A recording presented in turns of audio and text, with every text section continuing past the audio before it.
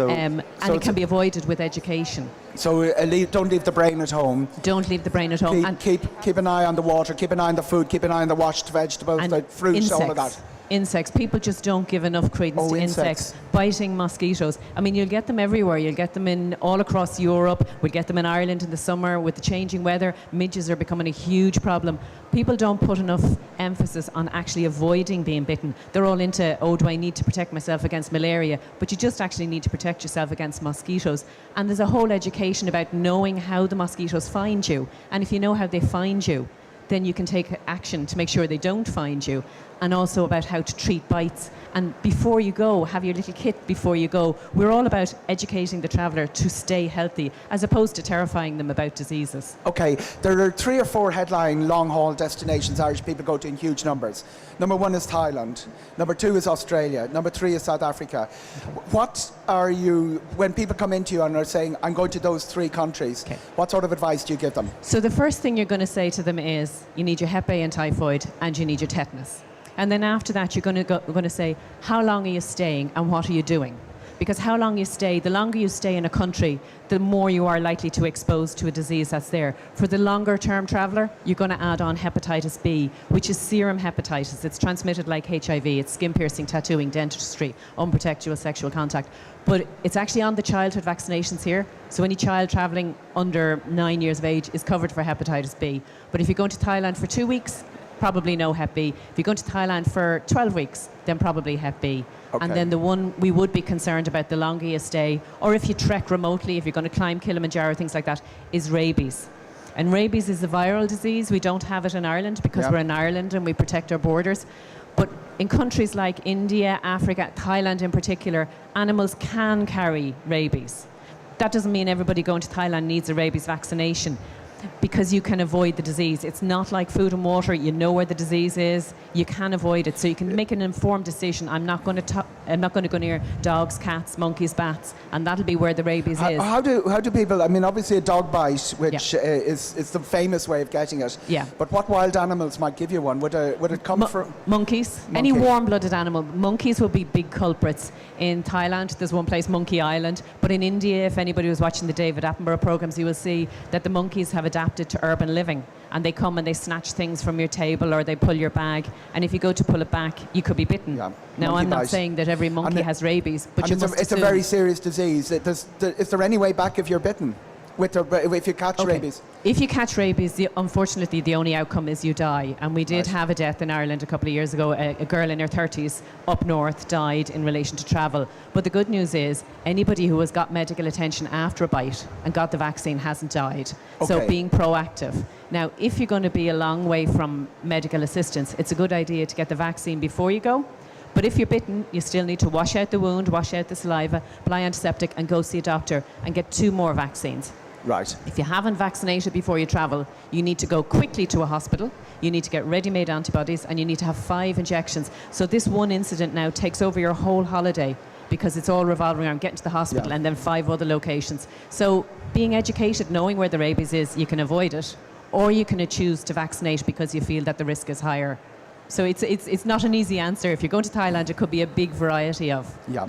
Yellow fever, it turns up a lot on border posts. People ask you for your yellow fever. How badly do we need to have it? And I gather there's been a change in yellow fever in the last year. Yeah. Okay, so for anybody who's not familiar, yellow fever is a disease. It's caused by a parasite, or it's caused by an organism that's transmitted by mosquitoes. So if you travel to countries like Brazil, mainly African countries, and you get bitten by a mosquito that carries yellow fever, you can develop the disease. There is a vaccine, and you referred to the change last year. The change last year was internationally, the World Health Organization, the body that makes all the rules about travel and health, made an agreement that 1 injection of yellow fever vaccine any time in your life covers you for the rest of your life. So that means you're protected. So the 10-year thing doesn't exist anymore. And if you had a vaccine 20 years ago that was out of date, it's now in date again. But you must be able to produce the relevant documentation. That's it. This is the key, guys. On an African border post, you're dealing with a 12-year-old with a gun looking for your document showing you've been inoculated against yellow fever. And it doesn't matter what arguments you've had with people back in the Tropical Medical Bureau. You're dealing with a 12-year-old with a lot of power, and they will actually stop you crossing the border. There's a lot of people use it. Sometimes it's used as a bribery to get bribes or whatever, but if you have the documents, you're in a position to argue. If you don't have those documents, it can be really, really difficult and stressful. And getting that little folder with your yellow fever. A little yellow book. Yeah, it is a yellow book actually, and having that to produce, it generally is enough to win the argument. Very often as well, and I find this, countries will say the neighbouring country has yellow fever, whereas the country you've come from say we don't have it. But that sort of one-upmanship that happens across Africa, it causes a lot of problems. You know, it's like travel leaves a trail on your passport. So if you live in Ireland and you go to Thailand, you don't need a yellow fever vaccination certificate because you're coming from Ireland and you're going to an area of the world that doesn't have yellow fever. But if you were born and raised in Brazil, came to work in Ireland, and you're travelling from Ireland to Thailand, you now need a yellow fever vaccination certificate, because in Thailand they have mosquitoes but they don't have yellow fever, and they look at your passport and say, you were in Brazil, you could have yellow fever. Now it's been such a long period of time you couldn't, but they look for it at the border crossing. So it's important to understand, once you've been somewhere, you leave a trail on your passport. And it occurs a lot now for Irish travellers because Ethiopian Airlines do a lot of flights out of Dublin and they transit through Addis. So if you're less than 12 hours in the country, you're considered as transiting through Ethiopia. But Ethiopia is a yellow fever destination. So if something happened and your flight was delayed and you had to stay in that country unexpectedly overnight, you have no yellow fever vaccine. And then you go on somewhere else and they go, where's your yellow fever certificate? and all the exotic ones, encephalitis, Japanese encephalitis, where do we need those for? Okay, Japanese encephalitis is a disease that's transmitted from pigs by a mosquito to humans. And if you lived in Thailand, it would be part of your childhood vaccinations to be vaccinated against it.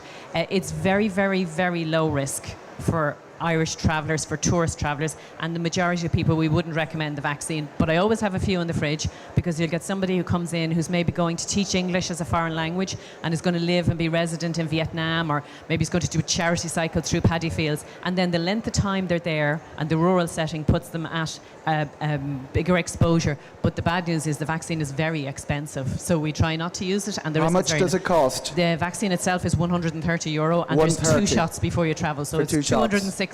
And and the standard group of, including yellow fever, how much does that cost? Yellow fever, what happens is you have a consultation with the doctor, and then it's priced by vaccines. So yellow Hep A, fever, tetanus. Hep A and typhoid. And tetanus. Typhoid. Yeah, generally we'll start in the summer with our student campaign for Thailand, and we try to bring it down as low as possible. So usually, using all the discounts, you can usually get under 160, maybe 155 in total. 155 total. Little push for where I work, TMB, but we've a website, and you go to tmb.ie and you see all the countries and you see all the vaccinations, and the price lists are there. My personal advice: always look for the discount. There's always a discount. There's always a discount. There's always a discount to be had. If you're a student and if you have a student card, if you partner with certain healthcare insurers, if you go to their website and book your appointment via their website, you'll get 15% off your vaccines. Or if you come in a group or 2 together, there's always a discount. Look for the discount. And my apologies for Beth for leaving you out for a little minute, but but I will press this on. The big killer is malaria, and there's really nothing you can do to be absolutely certain you won't get malaria. Is that right? So malaria is this disease, and it's a live little parasite, and it lives in the mosquito. The mosquito bites your skin, and she injects a little bit of her saliva to stop your blood clotting, and then she sucks your blood and feeds on your blood because she wants to mature her eggs. It's not her fault, she needs the blood. But in along with her saliva, she injects these little parasites that charge through your blood system, get into your liver and hide in your liver. And up to about 28 hours later, they appear out, they attack your red blood cells, and you get very, very sick. Now, we're lucky, we have good healthcare services, and I would see patients every year with malaria. And I'd say in the last 2 months, I had one patient who had to be hospitalised straight from the clinic to a hospital for treatment. But we have the facilities to treat it. Huge numbers will die every year worldwide, but it's generally young African children under the age of 5, sub-Saharan Africa, where they haven't access to the medical facilities. We would recommend number one, don't get bitten. do not get bitten. Use your insect repellent, use the right clothing, sleep in a mosquito-free environment, all those things. And does it only operate at night? Does the malaria carrier... No, it has changed. It depends on the type. The malaria-carrying mosquito generally bites at night. It's generally between dusk and dawn. But if you go to places like Thailand, we have these other diseases called dengue, chikungunya, and Zika. And they're daytime mosquitoes. They're mosquitoes that are around all day long. So it's so important to understand how to avoid being bitten. But the good news is we also have a really good drug. Trade name is Malarone, and we prescribe this. You take it 1 day before you enter the malaria zone. Every day you're there, and 7 days after. Now, people hear drugs for malaria, and they go, no, don't want to take them. I've heard terrible things. That's another product called Lariam, where people might have been prescribed it, and it didn't particularly suit them. And Lariam is almost... Larium's not available. Yeah. It's not available to purchase here. So any Larium left is just old stocks in the chemist. So, but it is a very good drug, and it does work. And I know the consultant. The advantage of Larium was once a month. Once a week. Once a week, and it's very, very cheap. So a lot of people who lived here and are maybe taking children home to visit parents in Nigeria, they want to put their children on Larium because they know it's good and safe. It's been used so much, and with children you don't have the whole alcohol. So it's just not available in Ireland. It can be picked up around the world. Yeah, it can be. Yeah, and it is a good, safe drug given to the right person. Doesn't combine well with alcohol, so it doesn't really suit the kids in Thailand. National stereotype. Doesn't suit anybody with underlying psychiatric conditions, and that goes as far as even anxiety disorders. So it's very important not to give it to someone it doesn't suit. Right, and a lot of fuss last year about Zika.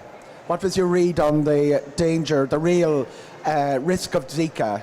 Zika was our celebrity in the disease. It was a celebrity. It really was just a celebrity. It had a catchy name. It was easy to say. It was easy to spell. And the celebrities were talking about it. And as a result, and the Olympics were Rory McIlroy. Yeah, naming names. But as a result, it got pushed right out into the forum of the media.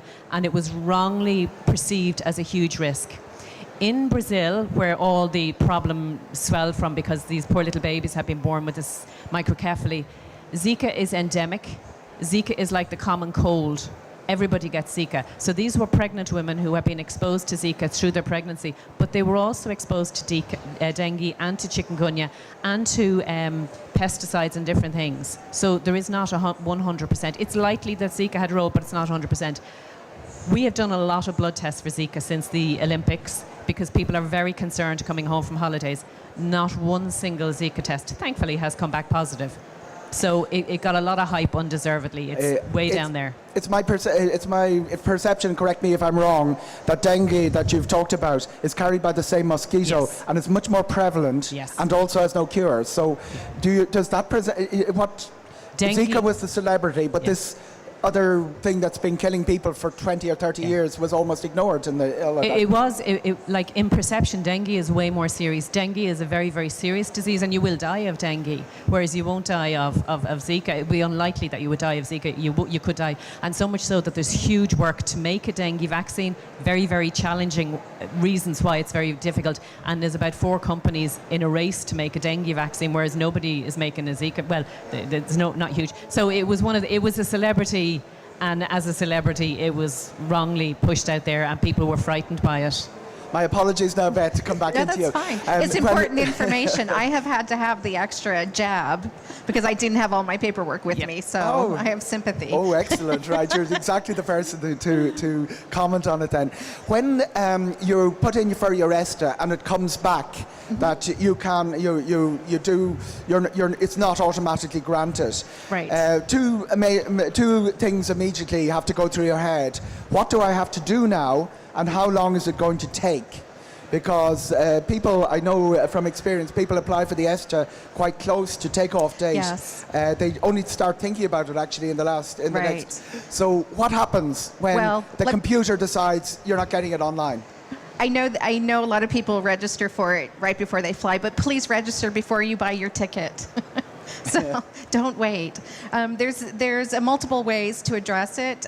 Customs and Border Protection has a redress webpage that you can go to. You can also look for their help page. However, you're based on, because at that point a human needs to get involved and look at your case, which takes a little longer. So you might be better off just applying for a visa. You have to make the decision yourself and how much time you have.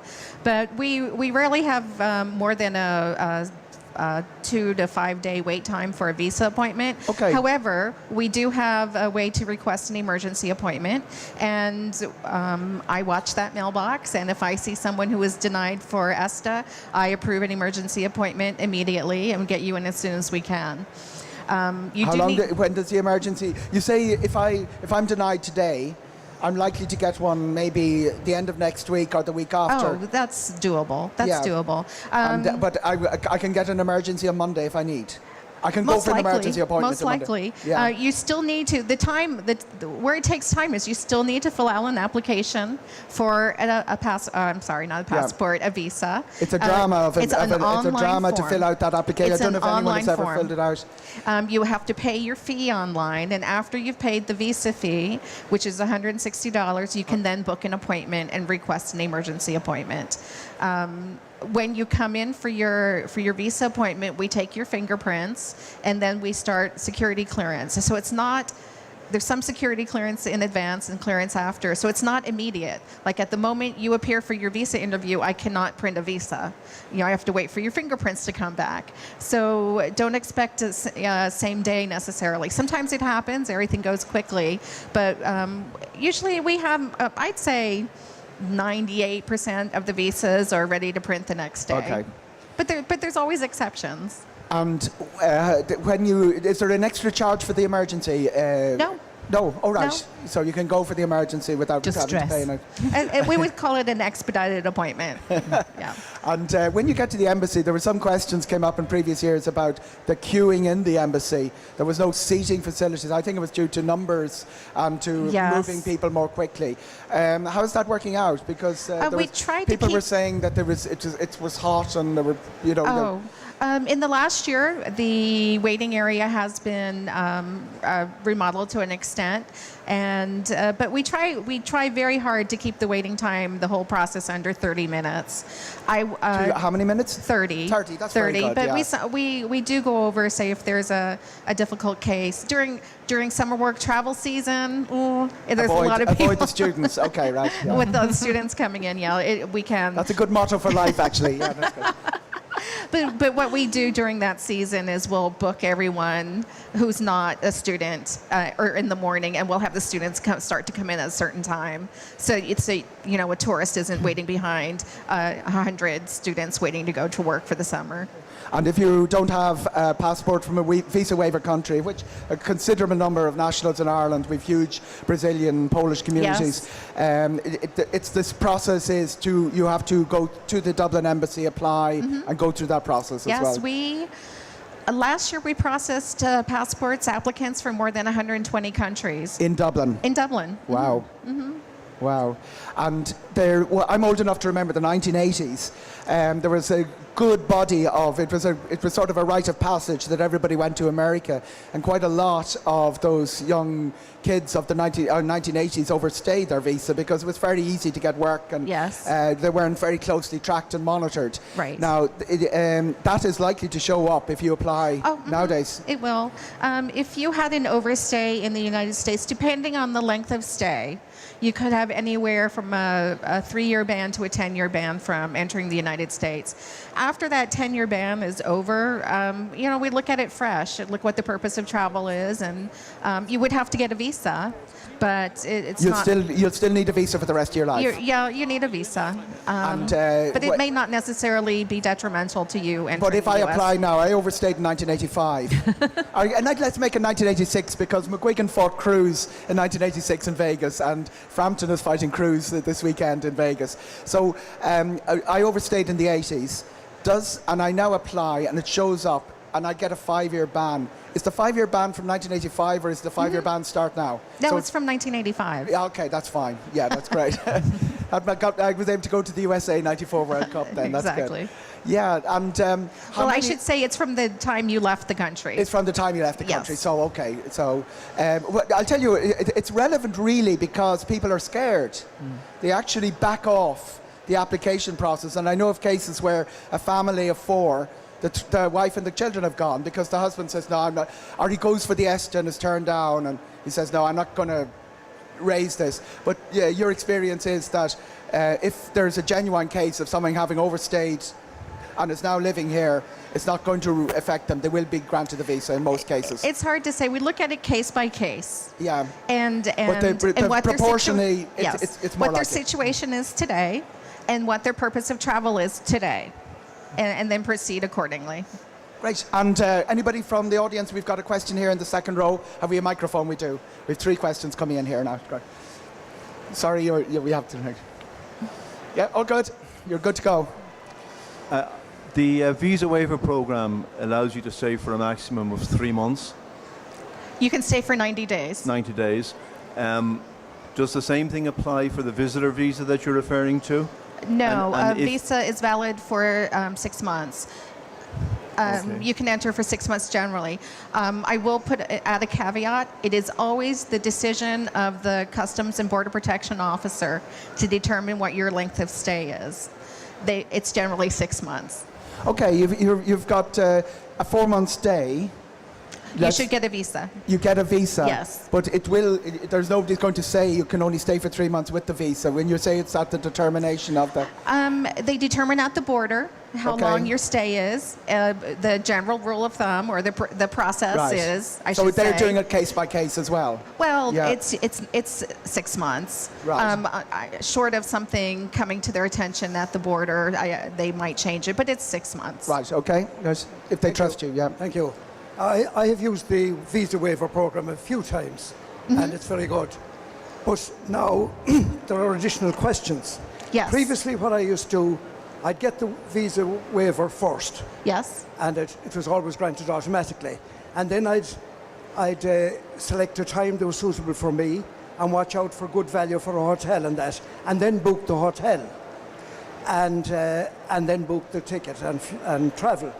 But with the current situation, I have to put in where I'm staying, which means I must book a hotel in advance and then apply for You the don't visa. have to book a hotel.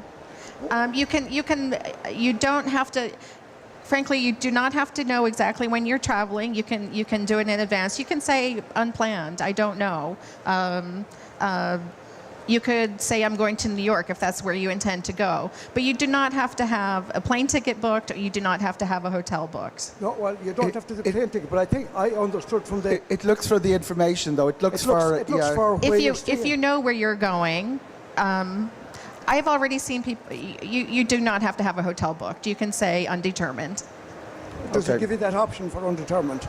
Because it asks for the hotel and also asks for contact details, phone number and email address. Now, is that the phone number and email address of the place where you're staying, or of your own phone number? It's a bit fuzzy, you know. It's a bit unclear. Right.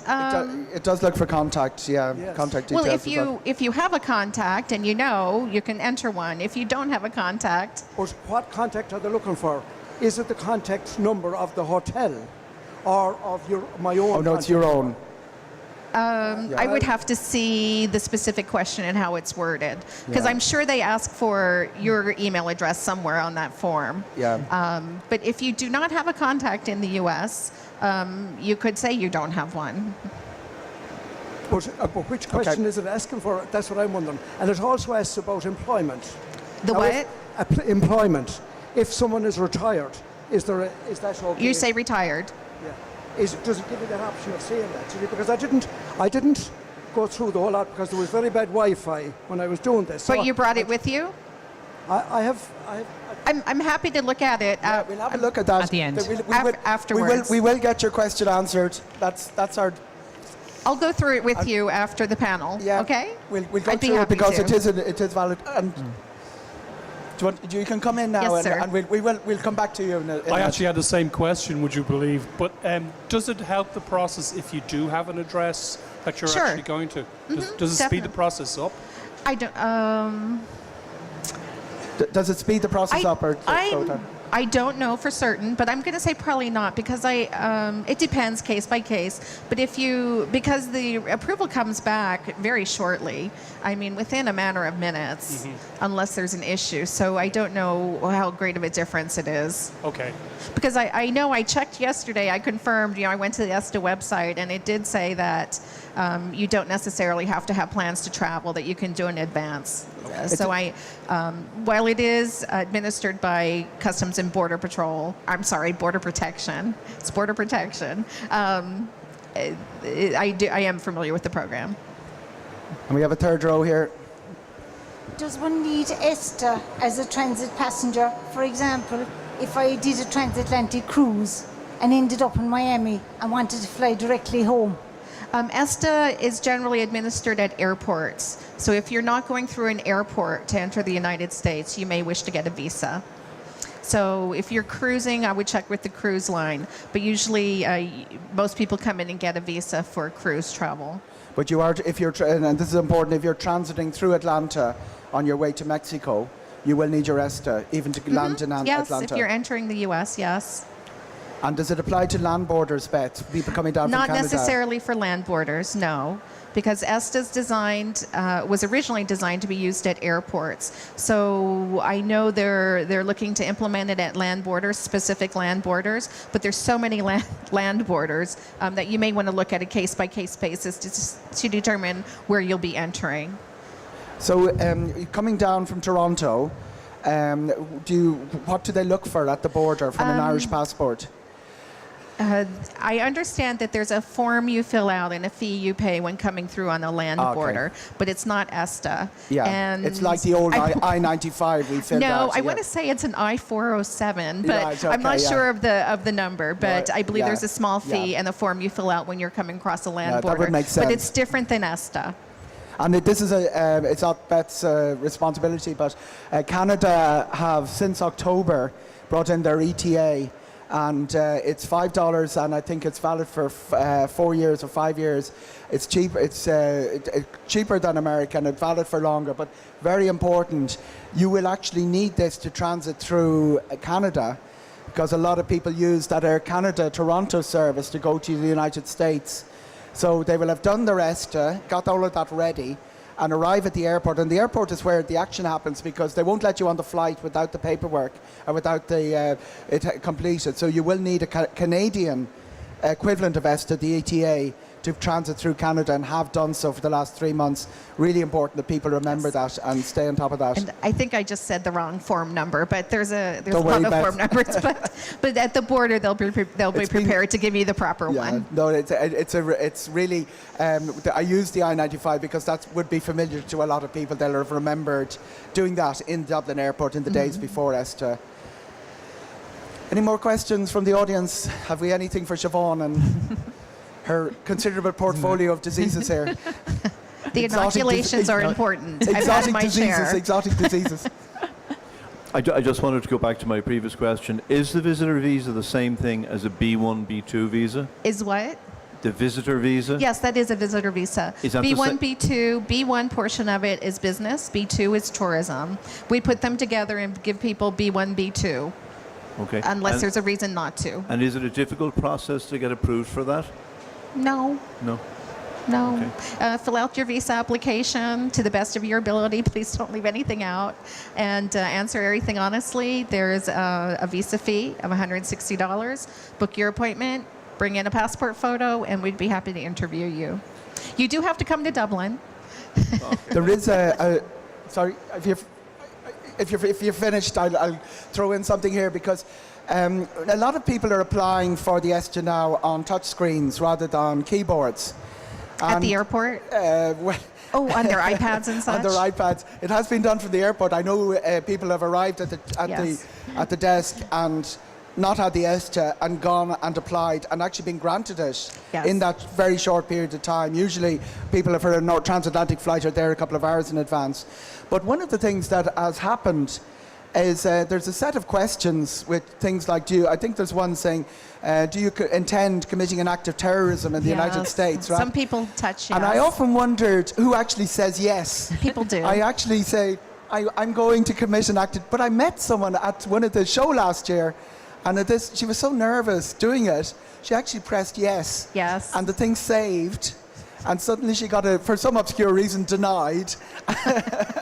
And she had to toddle into the embassy. What happens she actually got it in the end, but what happens if you actually do something, if your finger gets stuck? It's more likely your finger gets stuck than you'd actually press We the wrong see it thing. every week. You see it every We week? see it, not that question necessarily, but have you been arrested or convicted of a serious crime? Yes. That they were just going yes, yes, yes, yes, or no, no, no, no, no. And almost every week. And so I ask, are you really, show me your criminal record. Oh, I don't have one. Okay. And then we move forward. So do you get the ESTA then, or do you have to get a visa? You have to get a visa. You have to get well, the visa. there are redress, but a lot of times people don't have time to wait for a response from redress. Oh, right. Because that's an electronic process. You don't necessarily go face-to-face with someone. Some people just find it easier to apply for the visa and get it done.